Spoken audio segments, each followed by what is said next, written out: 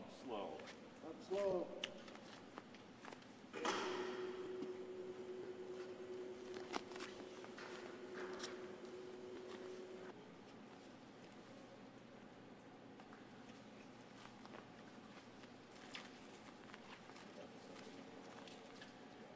Right step over? Yep. Very good. Shoot over here too.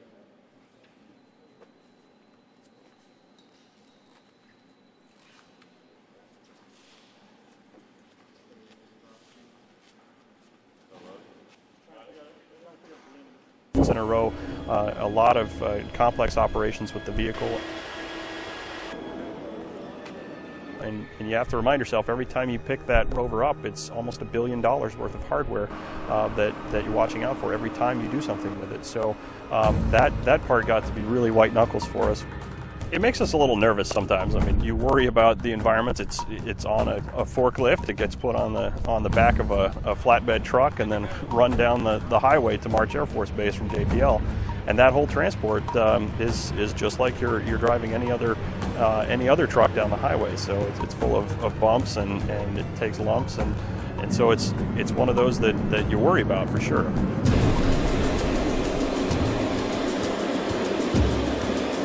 It's a very impressive operation to get the shipping containers up into the aircraft. These boxes are incredibly large, and even as big an aircraft as the C-17 is, it is barely big enough to fit these boxes.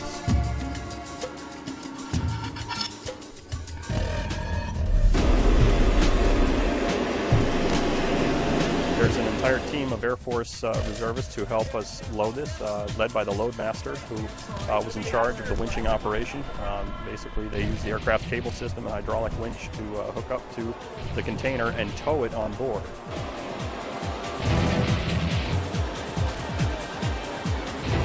As that happens, you have a team of about 8 other Air Force crew members, plus all of the payload crew members, all of the MSL crew members that we had with us, watching all of the corners, making sure that everything was clearing and that the measurements were right, and that we weren't going to run into a problem if the shipping container got offline for any reason. Even despite the best planning, we can find ourselves in a spot where we still have to solve some of the problems. We need thick plywood to reduce the contact pressure on the wheels on the shipping container. You have this thing which weighs 10,000 pounds or more, and you have to make sure you don't punch a hole in the aircraft floor. So we had to get thicker plywood. We had to make emergency calls out here to Kennedy Space Center to make sure that enough plywood was on hand when we landed, so that we would actually have that same accommodation on the way off of the aircraft. May please remain seated with your seatbelt fastened until we reach cruise altitude. I will notify you when it is safe to move around. Thank you.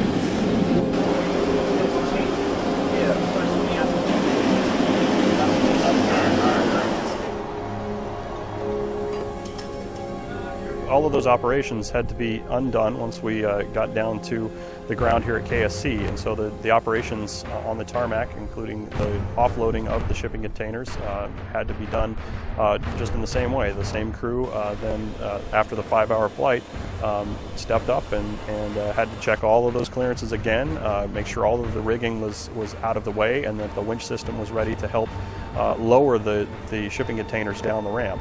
You didn't want it to get the shipping container to get away from you and roll out onto the tarmac and get out of control. So, but they did a really nice, careful job. And again, we had all of the same crew that were there at Mars Air Force Base here at KSC, plus our arrival crew. We had a fresh crew of folks who are well rested to be able to take care of a lot of the ground operations once we arrived here, so that those of us who had been going for almost 48 hours straight didn't have to also finish out that part of the job.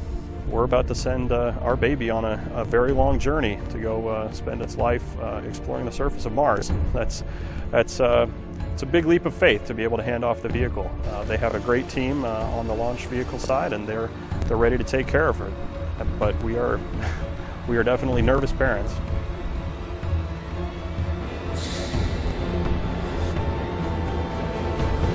T-minus 15 seconds. T-minus 10, 9, 8, 7, 6, 5, 4, 3, 2, 1. Main engine start, 0. And liftoff of the Atlas V with Curiosity, seeking clues to the planetary puzzle about life on Mars.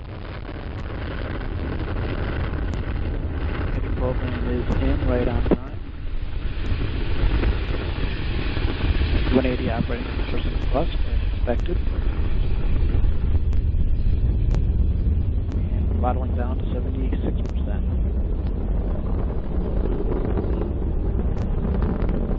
Program complete. And MSL is now breaking the sound barrier. SRB chamber temperatures following the nominal curve. Everything looking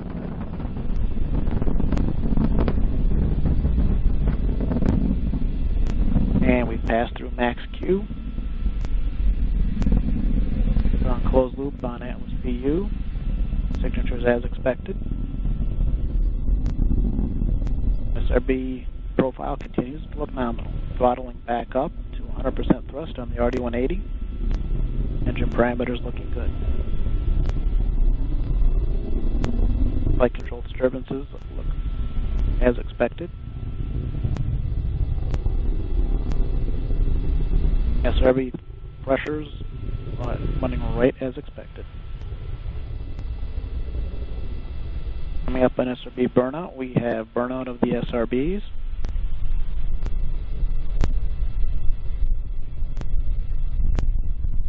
Everything is looking good.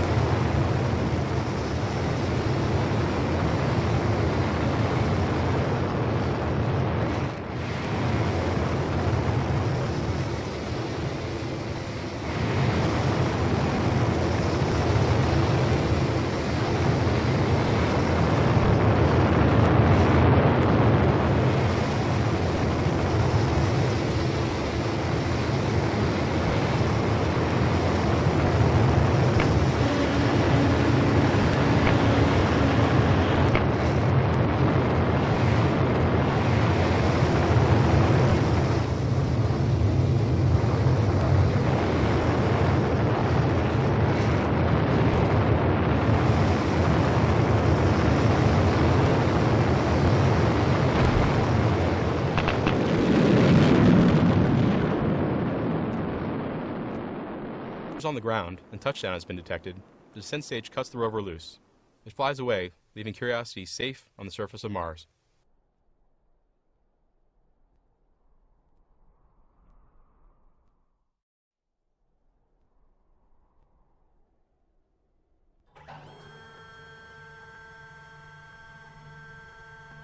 One of the first things Curiosity does after landing is to deploy the mast, which supports many cameras and instruments.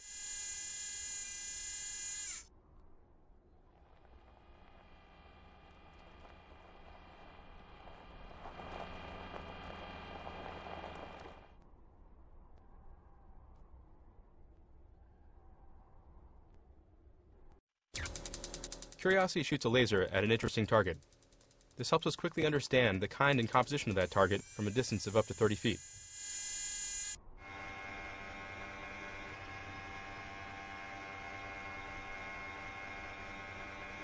If the target's worth a closer look, Curiosity can drive up and inspect it with the instruments and tools at the end of its arm.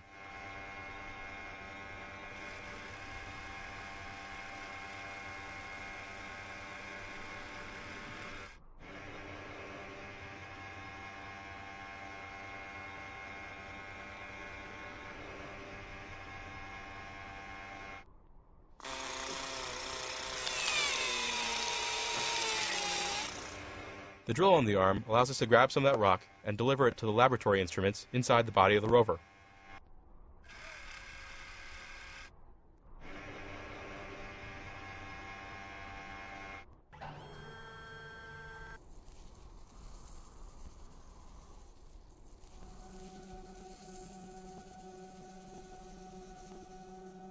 Those instruments can tell us even more about the mineral composition, closer to understanding whether life could have existed on Mars.